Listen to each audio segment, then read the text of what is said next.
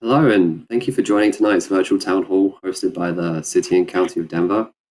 My name is Oliver Johnson, and I'm going to be your moderator tonight as we talk about the South Central Community Transportation Network project.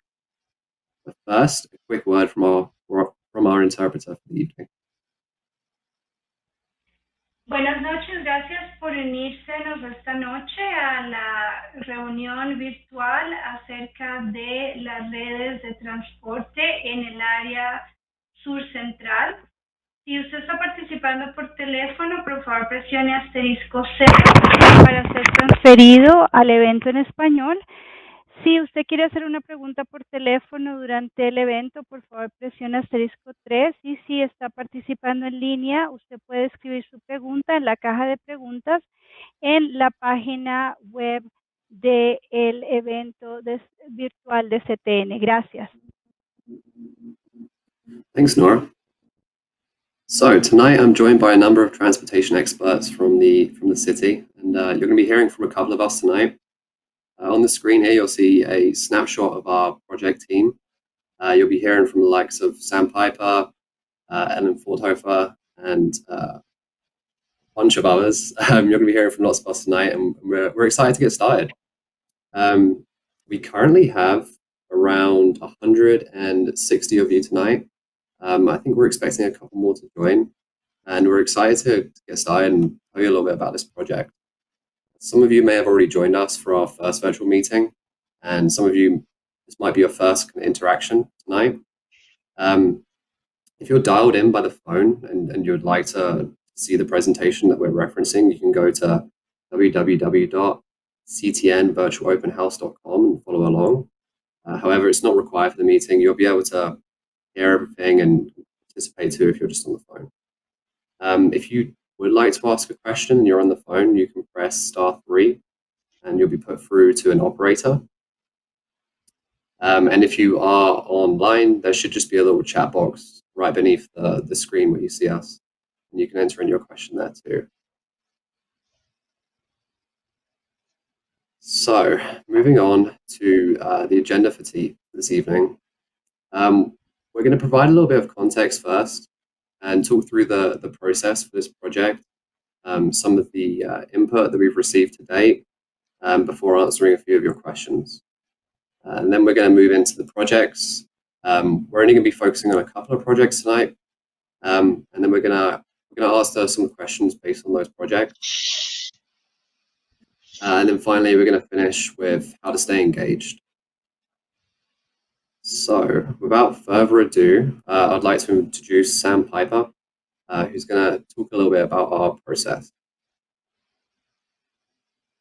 Hi, thank you so much, Ollie, for that introduction, and for everyone who's taken the time to join us this evening. Thank you so much. So again, my name is Sam Piper, and I'm a transportation planner with Department of Transportation and Infrastructure. And this is our third virtual town hall for the Community Transportation Network. So thanks to folks who are joining us for the second or third time, and for those who are joining us for the first time. We just wanted to provide you a little bit of an overview in terms of the schedule for this program. So we kicked off earlier in 2020 with network planning, and where we are now is we're advancing many of the projects into conceptual design as we transition them and look forward to implementation in 2021 and 2022.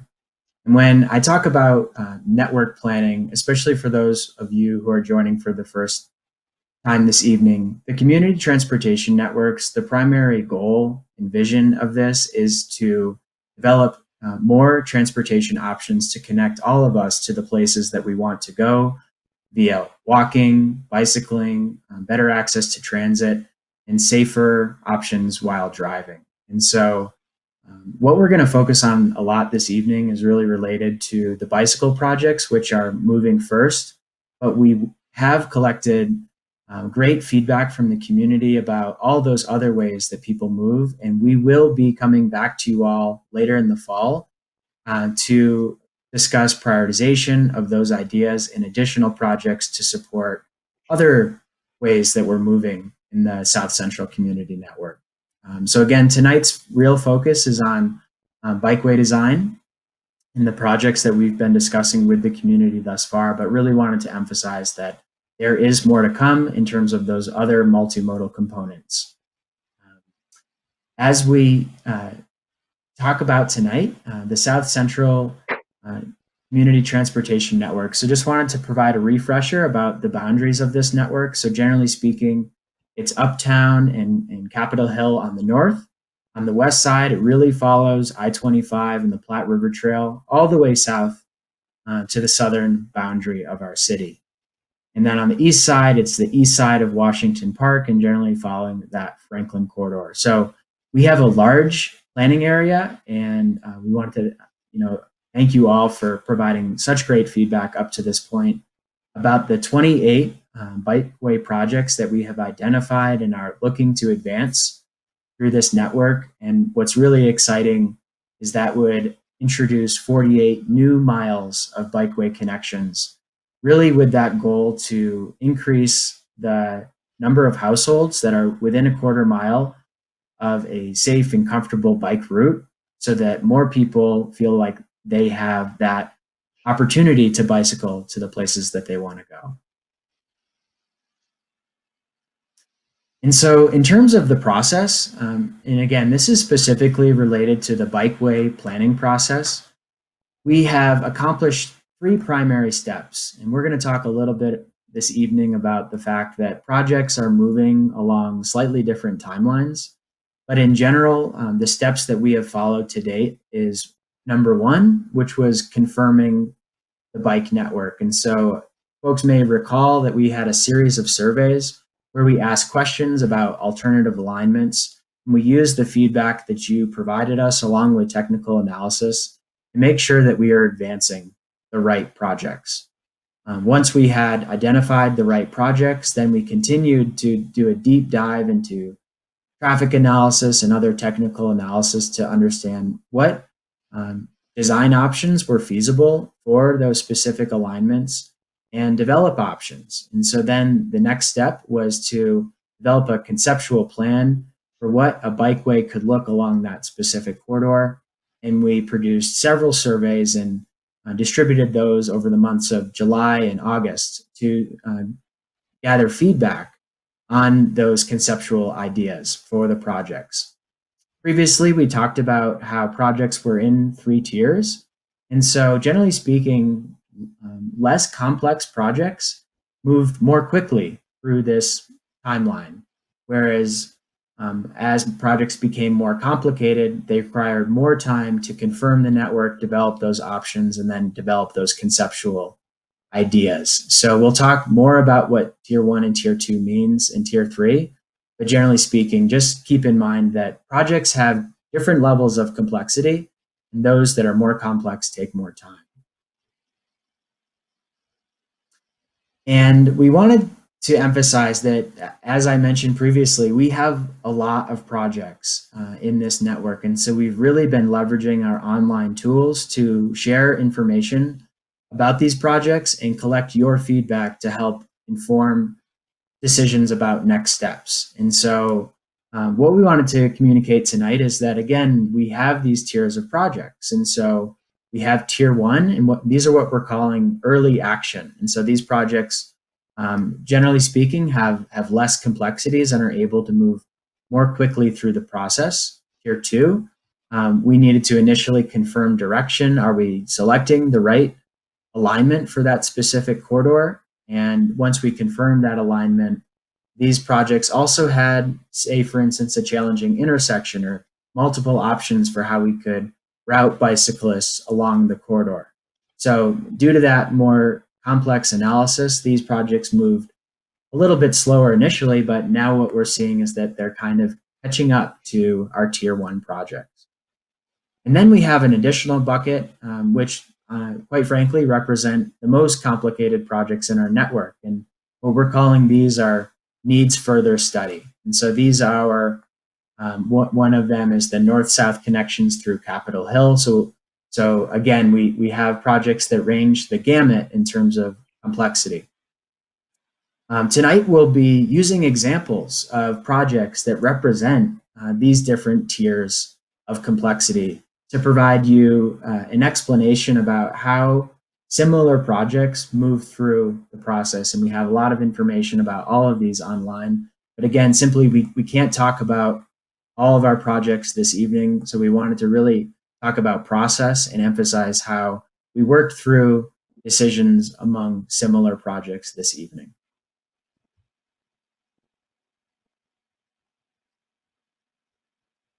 With that, I'm going to pass it over to Ellen. Ellen? Thanks, Sam, and good evening, everyone. Thanks for joining us tonight.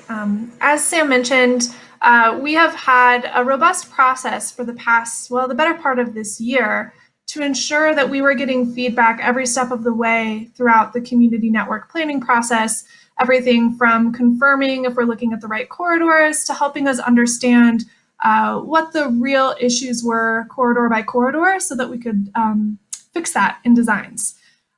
So just want to give a brief overview of the outreach we've done to date. We began this process with an interactive map tool that allowed folks to give us feedback from many different modes. You know, whether you're walking, biking, taking the bus, or driving, we wanted to hear what you thought about the different streets in our network and how those connections could really work together. We also have had over 3,000 responses to surveys, everything from network verification to asking specific questions about designs on corridors. And we've had several community meetings with over 1,000 virtual meeting attendees. Those meetings have been virtual due to the reality we're in with COVID. We've also offered several office hour sessions where people can sign up to speak with the project team and get more detailed answers about any questions they might have. So we've held over 40 of those to date. And next I'm going to speak about the most recent survey that we have had out in the community, specifically about the draft concepts. So if you're joining me online, you can see this graph that shows kind of different things that we did in a responsive nature to ensure that we were really hearing from the community with these surveys. If you're on the phone, I'll just walk you through a few of them, but you'll notice, we had an original email blast with those surveys, and then we really worked with our stakeholders to continue to push those early in the process. We did several text campaigns with registered voter information to ensure that we are reaching people in the area. We also did outreach with the council offices and multiple emails, and all of those efforts led to over 1,300 responses to those draft concept surveys. And we really did focus on some of the more complex projects, I think, as Sam mentioned earlier, just to ensure that we were really hearing from the community on those projects we knew might be a little more technically tough as we entered design.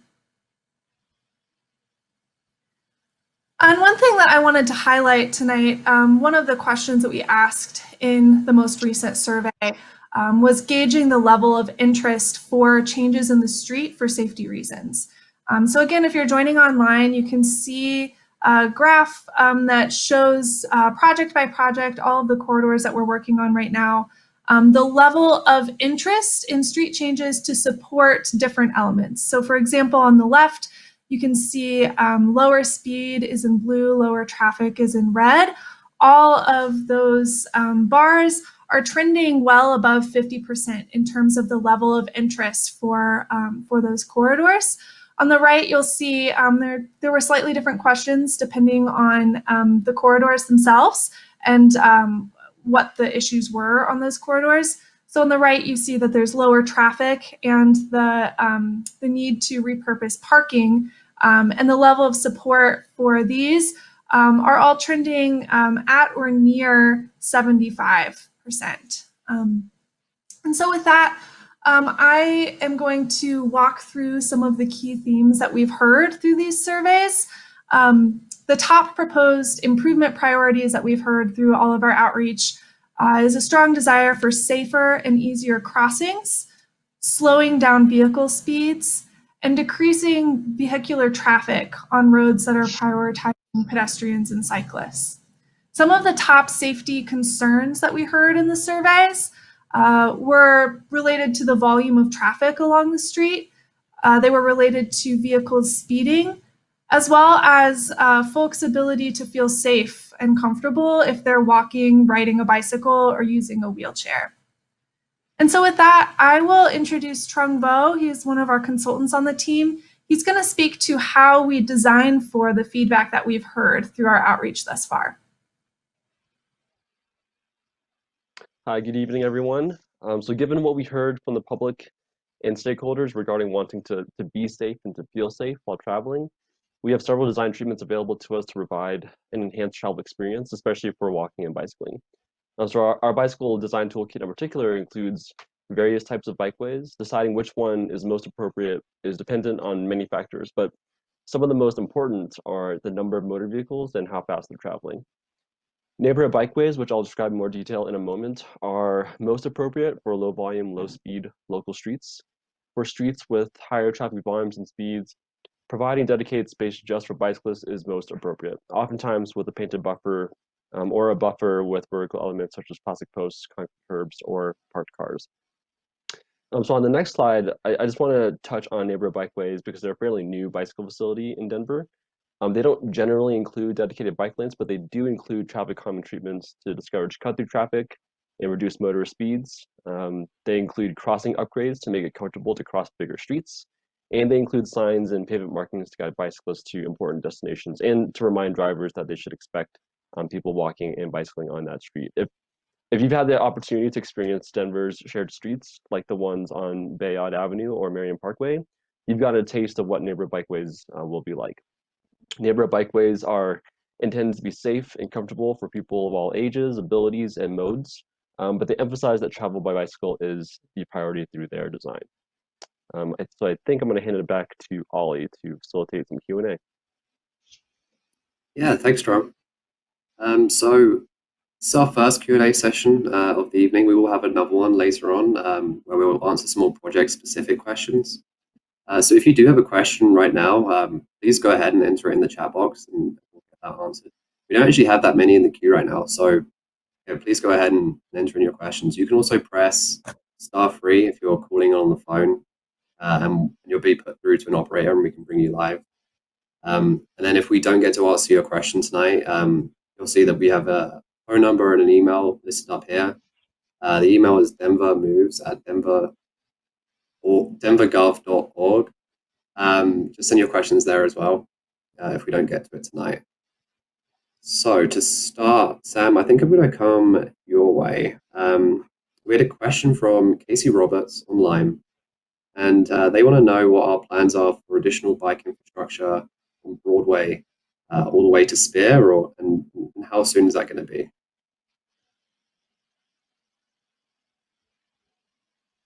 Hi, Ollie. Thank you. That's a great question. And so, as folks in this network may be aware, is that we have been designing a two-way protected bike lane on Broadway, which will travel all the way on the southern end from Exposition to the south, to the north, all the way to Spear Boulevard.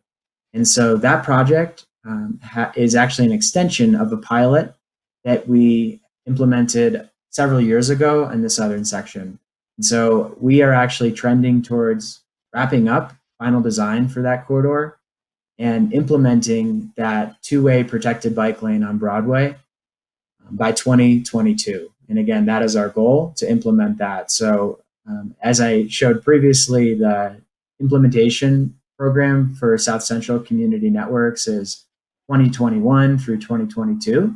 So the implementation of that Broadway protected bike lane will coincide with several other projects that are along similar implementation schedules. In addition to that, we are also evaluating continuing that two-way protected facility north of Spear Boulevard. We've actually prepared a conceptual design of what it would take to implement that, as well as a cost estimate.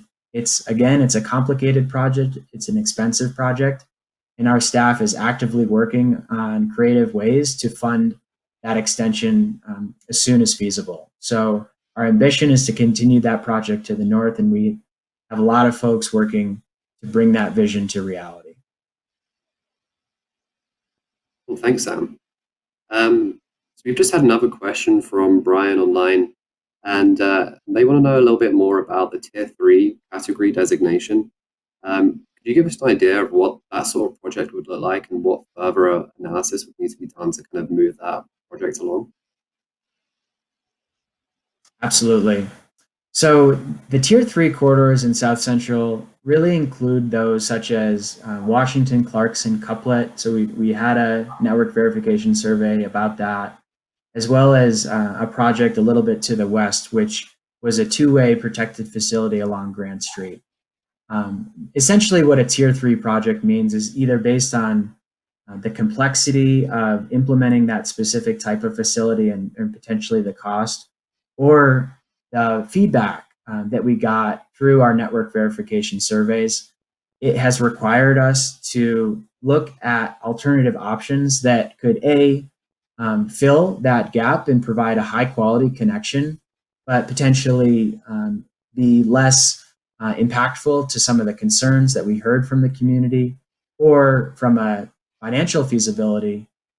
We have limited resources with this program, and can we shift to another route that for various reasons is less expensive? So we'll actually talk more about the Washington-Clarkson corridor tonight and provide an update in regards to that. But essentially what a Tier 3 corridor today means for the group is that we are looking at alternative routes to fill gaps in the network. And we still intend to move projects forward that fill those gaps. But again, based on the feedback and the complexity that you all provided to us, we're looking at alternative routes.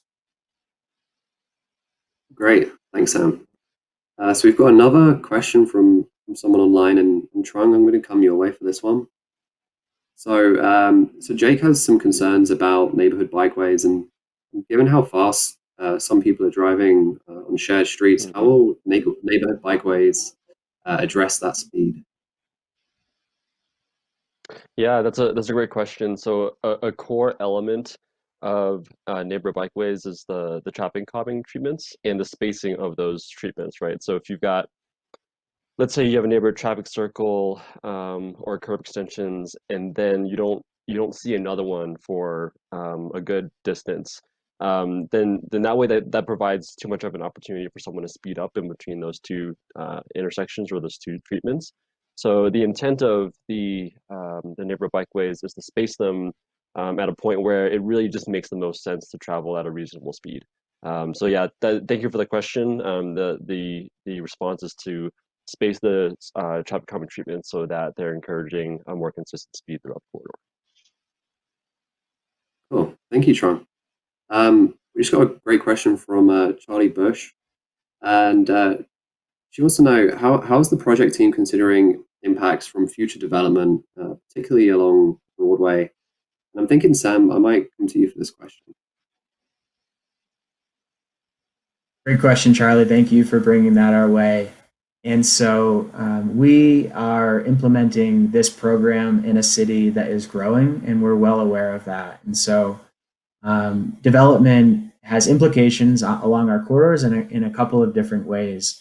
In some ways, so for instance, along East Exposition Ave, which is a neighborhood bikeway, there's development to the west of Broadway, which could have the impact of increasing traffic into the neighborhood. And so that's one of the things that through our outreach with the community and the survey for that design, we did hear that generally speaking, folks don't want traffic to increase on Exposition east of Lincoln. And so we actually have a tool in our toolbox which can manage the amount of traffic that flows into the neighborhood after the new signals are constructed along Exposition at Broadway and at Lincoln. And so again, to Trung's point is a neighborhood bikeway has the ability to manage how much traffic is added onto a street, and where there are opportunities to take your feedback and manage that traffic so that it's maintained at levels that are safe and comfortable for walking and biking, we're taking that into account. And then development also, in the same vein, can increase traffic. And so as we make changes to these streets and the number of travel lanes, we need to anticipate if that traffic patterns that we have today are going to be maintained into the future. So I just wanted to note that where we do see increases in traffic, we're taking that into consideration. We're looking down the road so that changes we make today will still be appropriate as Denver continues to grow. So great question, and we appreciate asking it. Great. Thanks, Sam. All right, so I'm just going to take one more question before we get into the project-specific information. And this is from our first phone caller of the evening, Karen. And they'd like to know a little bit more about the potential elimination of parking with some of these projects. So Karen, I'm going to bring you live now, and please feel free to ask your question to the team. Yes. I'm concerned about, I understand bike lanes are good. I know a lot of people who've gotten hit while riding in the bike lane.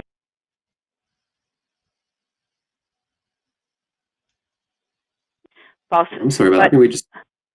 I'm sorry? I'm sorry, Karen. I think we just had a technical difficulty there. Would you be able to restate your question? I'm sorry about that. Sorry. My main question is, how can you help these businesses that will they lose parking? There's lots of cute little small businesses on Broadway that have parking in front. Will they lose their parking, or will you help them create parking elsewhere nearby so they don't lose their business? That's a great question. Thank you, Karen. Sam, I'm going to come back to you for this one. Yeah, thank you for that question. So anytime that parking changes are considered for a specific corridor, we do conduct outreach with the neighborhood and especially with businesses to understand those impacts. And the South Broadway project specifically had a robust public outreach process that engaged the businesses along that corridor. And I wanted to emphasize that parking is being retained on both sides of the street for that particular project. And while there is some parking changes at intersections to improve visibility, by and large, parking that exists today is being maintained.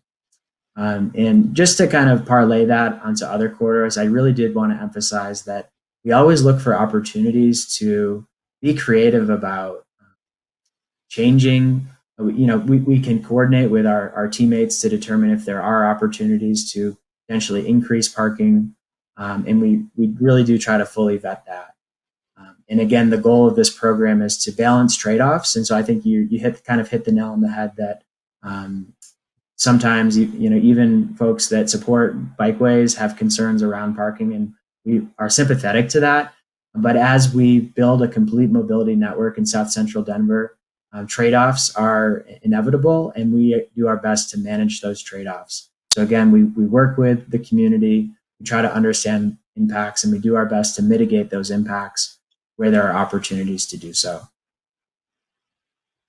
Great. Thanks, Sam. So we're going to move into our projects now. But if you do have questions still, please feel free to ask them whilst we talk through these projects, and then we'll take another Q&A break toward the end there. So Trung, I'm going to pass it over to you to talk through our first project for the evening.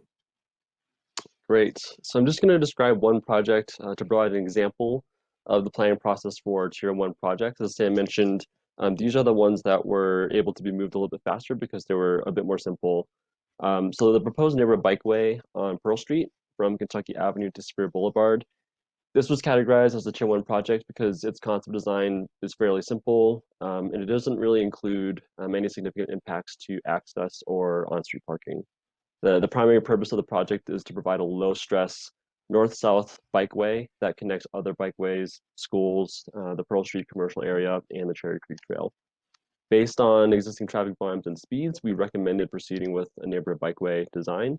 On the next slide, we heard a lot through our community engagement efforts about motor speeding, unsafe intersections, pothole issues, and we also heard about a strong desire to connect to the Cherry Creek Trail on the next slide if we haven't gotten there yet. And then on the last slide that I'll cover, I just want to talk about how, based on that community input, based on the input from stakeholders, and then based on our technical analysis, we've developed a concept design that will reduce motor speeds to a reasonable level, make intersection crossing safer, and provide access to the Cherry Creek Trail. So that's just one example of the Tier 1 projects that we are working on. I will now pass it on to Josh to talk about a Tier 2 project.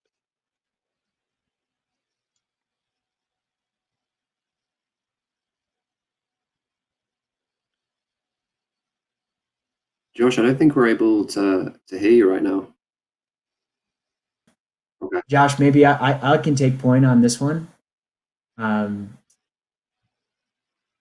Yeah, I still can't hear. I still can't hear Josh. Everyone, we appreciate you all bearing with us through these technological glitches that we do our best to present information in this COVID era. So thank you for bearing with us. And again, just want to provide an example of a Tier 2 project. So Tier 2 projects are those that are more complicated, essentially from a technical perspective, as well as from the feedback that we received from the community. And we really took that feedback to heart to make changes to reduce impacts where it was identified it was be a major impact to the community. So North Franklin Street, this project is located north of Cheeseman Park, and it connects between East 21st Ave and all the way down to Cheeseman Park on the south. As people may recall, we actually did a network verification survey on this particular corridor where we asked the public to share their preferences between a William Street alignment or the North Franklin Street alignment. And there was a preference for the Franklin Street alignment, and also due to some challenges with William Street, this project was determined to be advanced. And so what are some of those questions that we heard, or the concerns that we heard through the process? It was, providing that strong connection through the hospital campus. On the northern portion, that for people that are joining us online, that blue part would be a bike lane, and there are parking impacts where the bike lane would be implemented. So we heard lots of feedback about concerns with that parking being repurposed for the bike lane. In the same vein, we heard lots of strong support for slowing vehicle speeds and making that street safer for pedestrians and bicyclists. Ellen presented a slide previously that showed the level of interest in the changes, and this was a project where the level of interest in slowing speeds and managing traffic, and even that repurposing of parking for a safer street was high. We also heard feedback about traffic diversion. So on the orange line on the bottom, we did hear feedback about that. So if you go to the next slide.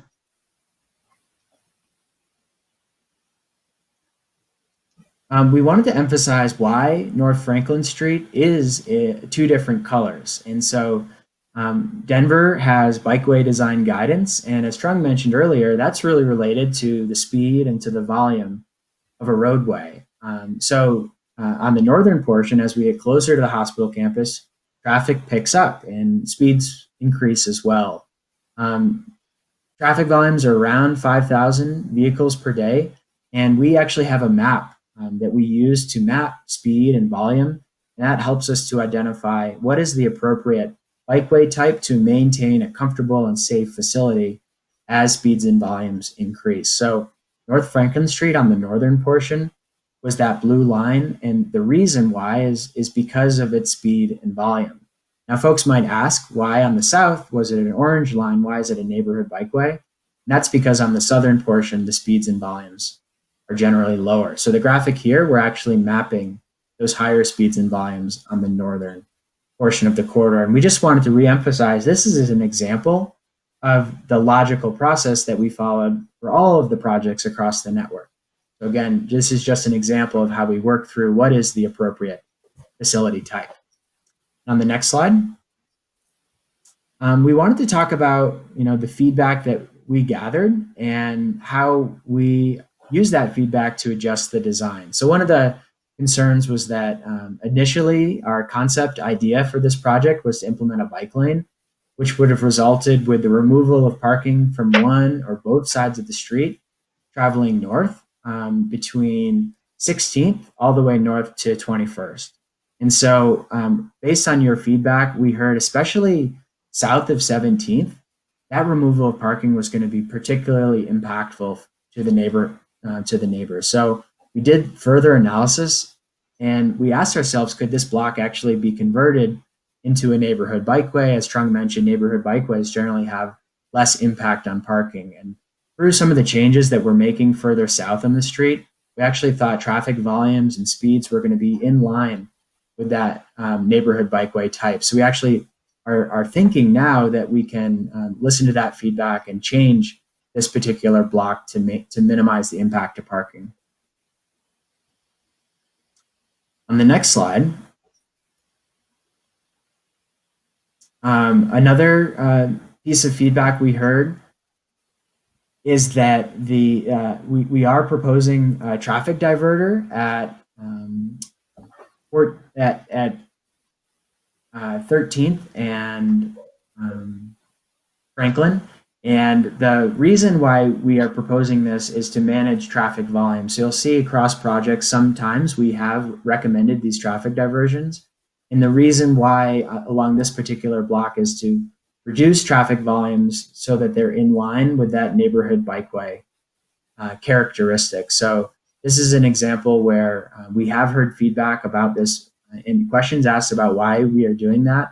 And it's really related to maintaining a comfortable and safe street for pedestrians and bicyclists and managing the amount of traffic traveling north on the approach to Colfax.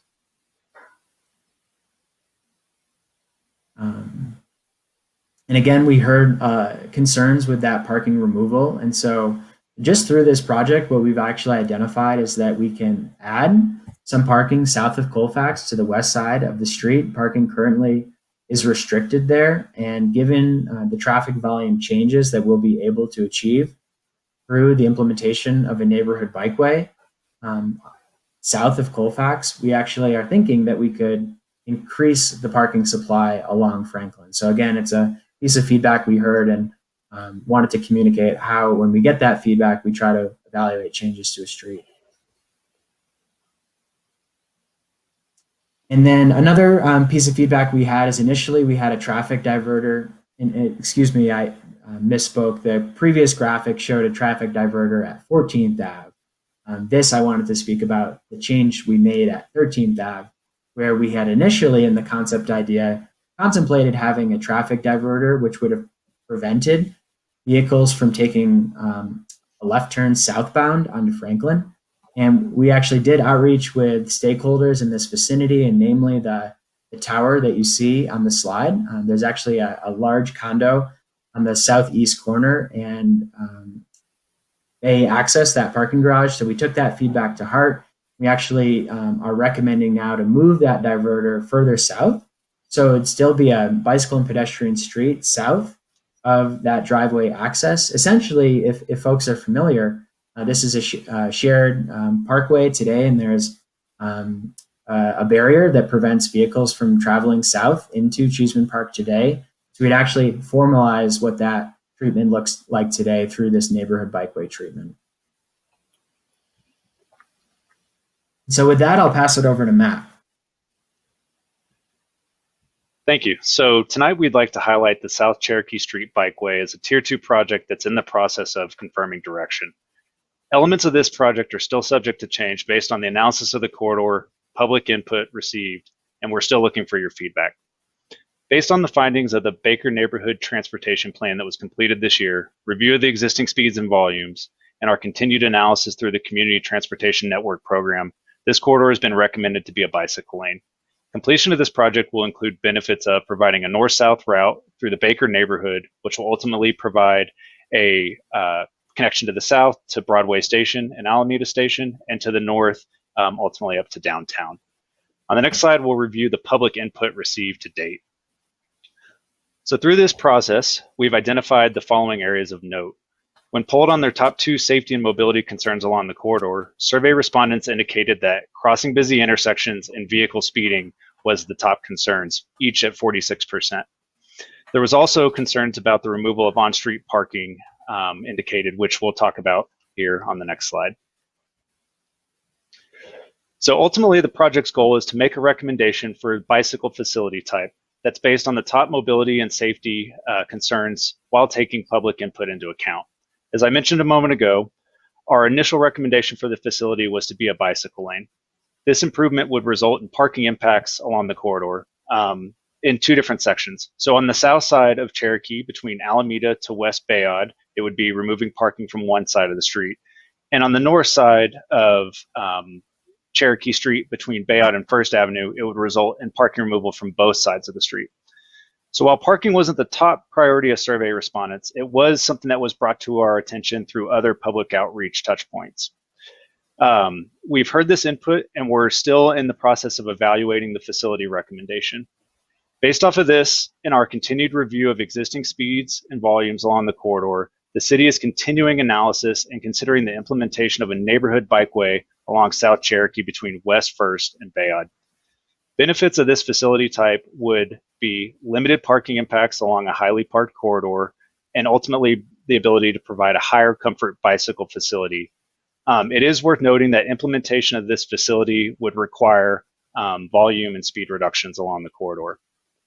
In addition to the facility recommendations that we just talked through, the city is also considering spot improvements throughout the corridor to help out with crossings of difficult intersections, mainly being First Avenue, Alameda, and Bayard. These treatments, including curb extensions, the addition of bicycle lanes, consideration of lane assignments, are all tools that are used to kind of help identify treatments for some problematic intersections.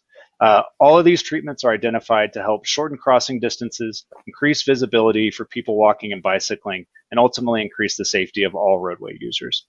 I believe Josh is going to take Washington and Clarkson next. Thanks, Matt. Hopefully everyone can hear me this time around. Hope we got the technical difficulties taken care of. As Sam talked to earlier, we were looking at Washington Clarkson as a couplet, a north-south couplet through North Capitol Hill. But through feedback we heard about parking impacts on these two corridors, we've currently gone into an analysis for this whole zone north of Spear and south of 20th in our South Central network. So one of the things we're doing right now, as you can see on this slide, is all the different kind of color, purple colored arrows.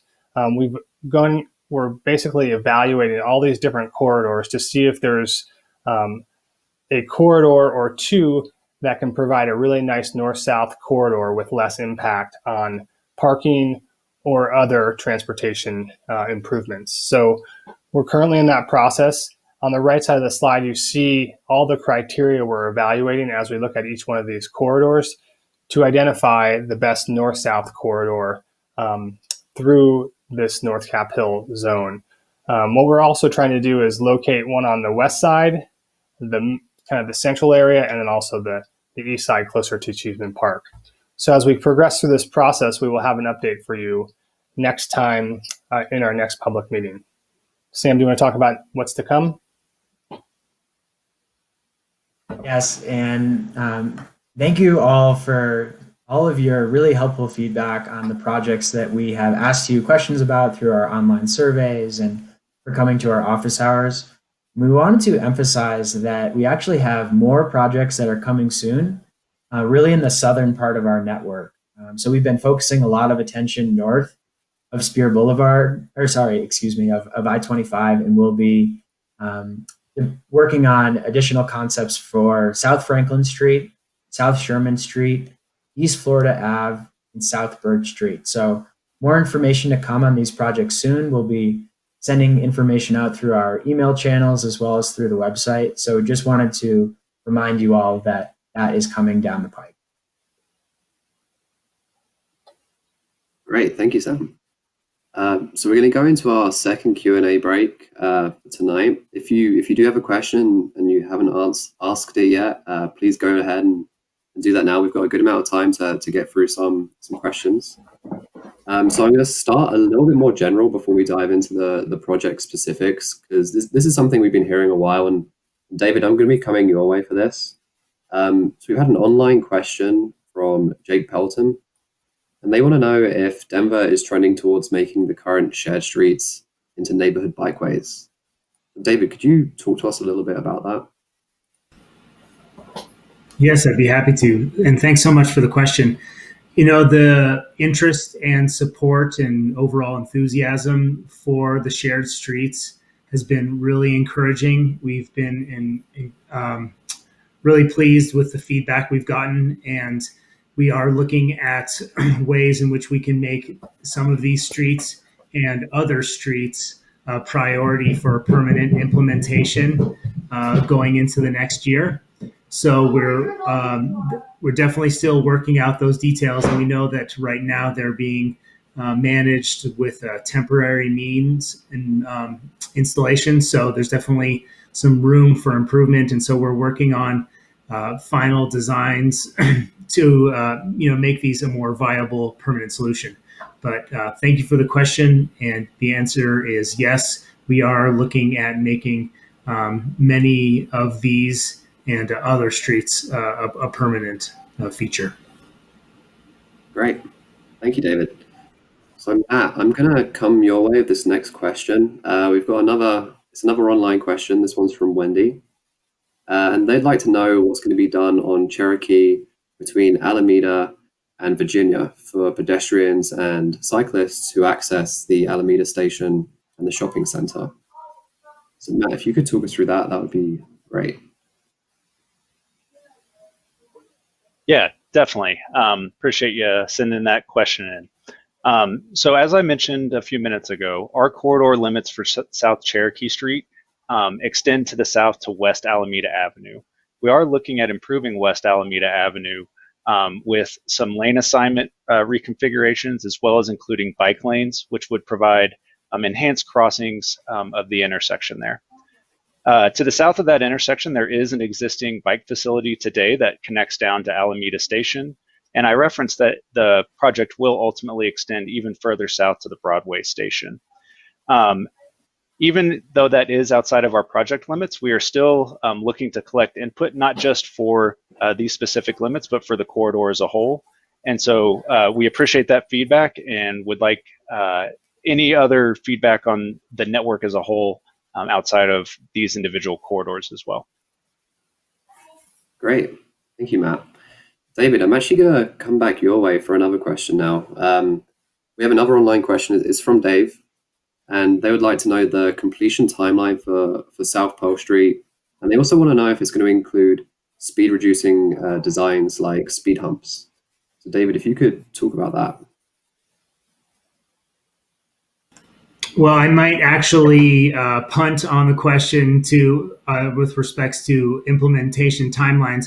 I will say that we do intend to move these projects through design and into construction. We hope to be in implementation with all of these projects by next year. That doesn't mean we'll be finishing them all, but we are definitely, that is the goal we are looking for, is to implementing. And maybe for a more specific timeline question, I could defer that to Sam or Josh. Yeah, David. Yeah, so we're targeting South Pearl Street being generally a less complex project as an implementation goal of 2021. And we're still sorting out how all of this work does get constructed. But again, our goal would be to have that be a 2021 project, with all of the South Central Community Transportation Network Bikeway projects being finished by the end of 22. Great. Thank you, Sam. So we've got another question online, and Josh, I'm going to come your way for this one. So Tanner would like to know what's being done on Logan to make pedestrians more visible to northbound and southbound vehicles. Are bulb outs being considered for this? Yeah, great question, Tanner. So we just through that North Cap Hill kind of alternatives analysis and evaluation for all those corridors, we did look at Logan north of Spear all the way to 20th. So it's a really good, timely question. And those, as Sam mentioned, these are been mainly focused on bicycle improvements. However, with the feedback we've been receiving, we are looking at how to make all these streets more friendly for people biking, walking, and taking transit.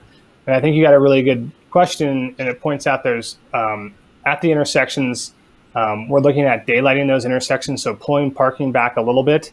So as pedestrians do cross those streets, they become more visible.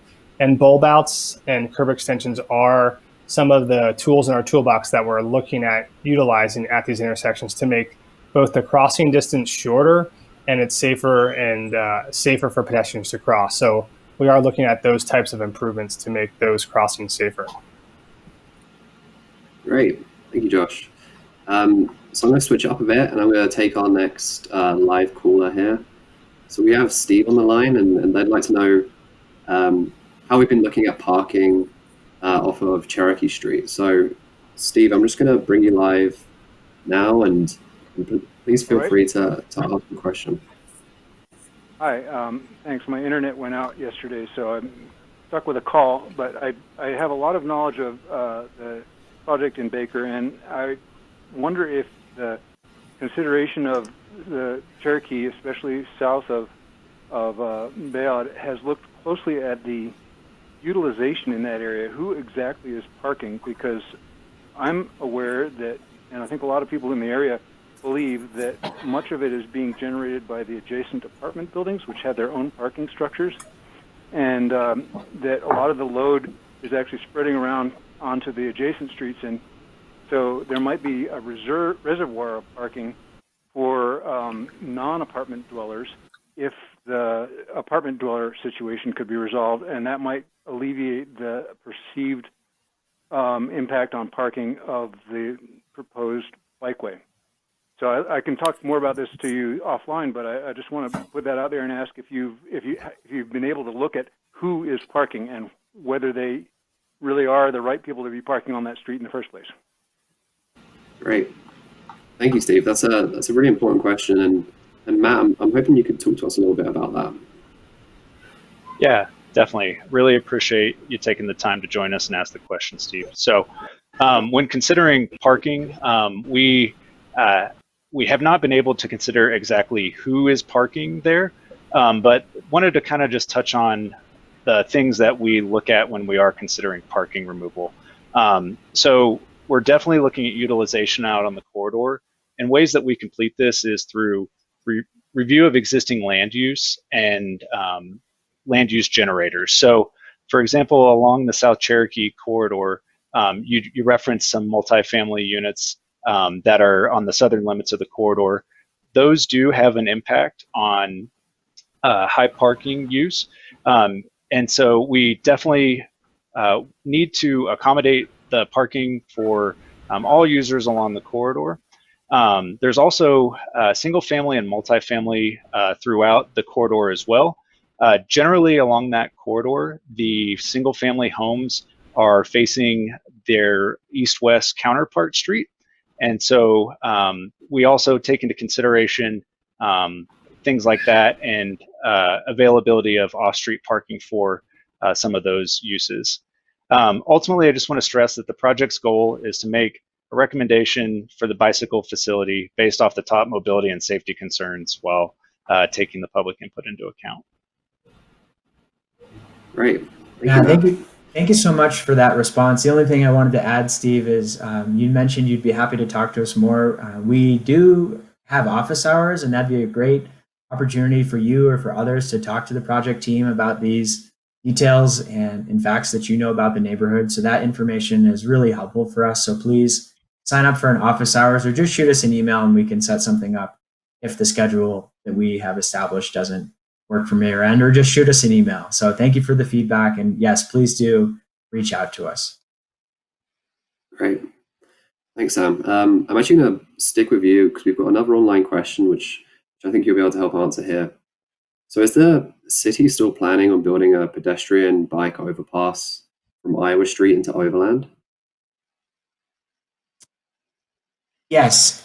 So we have a Iowa underpass project, and Gabby, I don't know if you're on the line and able to speak to that in more details. I am aware at a general level, but you perhaps know more details. Sam, this is David. I think Gabby had to jet, but Okay. I do know that I believe we received bond funding for that project, and now it is beyond.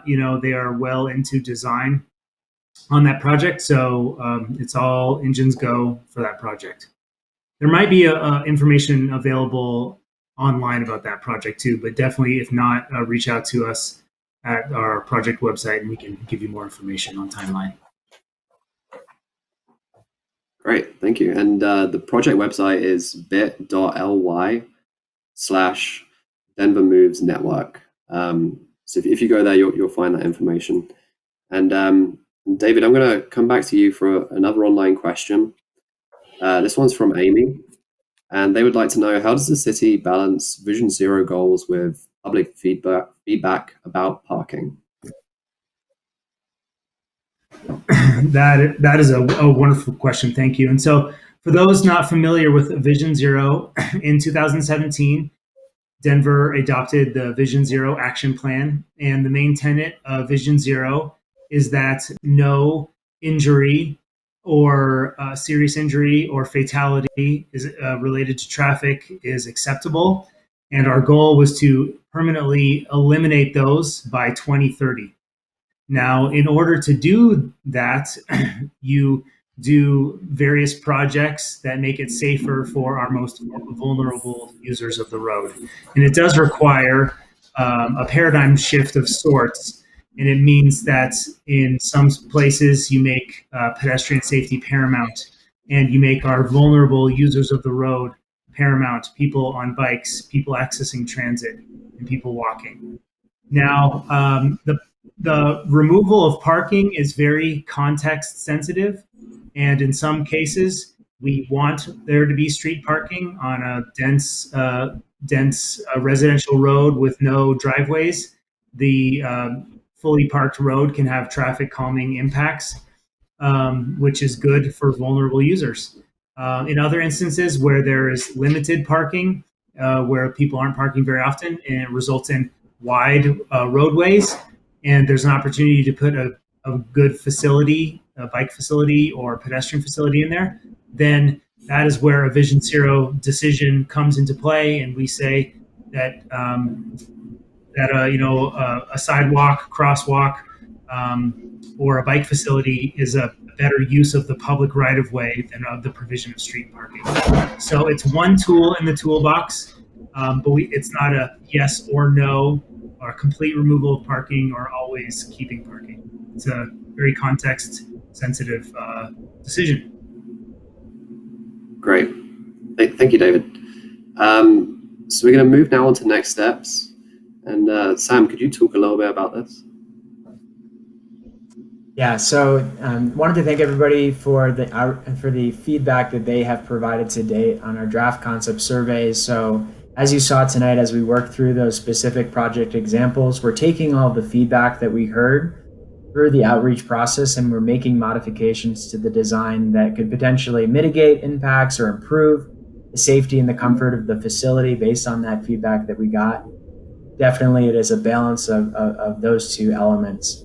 Then the next step is to develop a revised draft concept plan for the corridor, and then transition. As I mentioned when I kicked off, I'm on our planning team, and I'm joined tonight by our design colleagues who will advance the draft concepts into design. And so as the design phase progresses, these projects get more and more refined all the way until the end of the year, when the goal is into early next year, where we complete these project designs. So we'll be posting more information about what we heard, how we address that feedback in a revised conceptual improvement map for the corridor on our website, and we'll be sharing information about that. So please keep an eye out for that. We talked a lot about bikes tonight.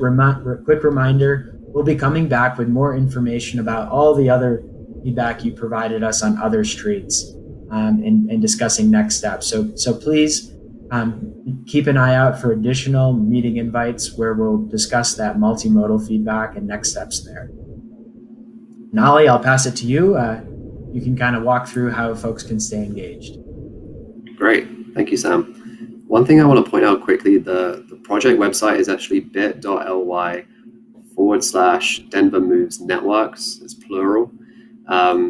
If you go there, you'll be able to find all of the project information we've posted so far.